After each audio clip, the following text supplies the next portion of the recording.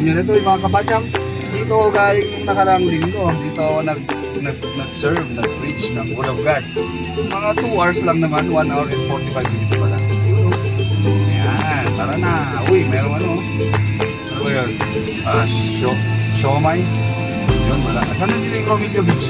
Abram Beach. Baka malapsan tayo. Uy, ito na ata eh. Sa Beach Resort. Tara. Takbong ano lang tayo, 80.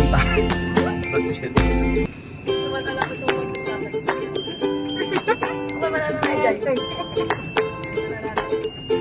Lol, ikaw ang duman.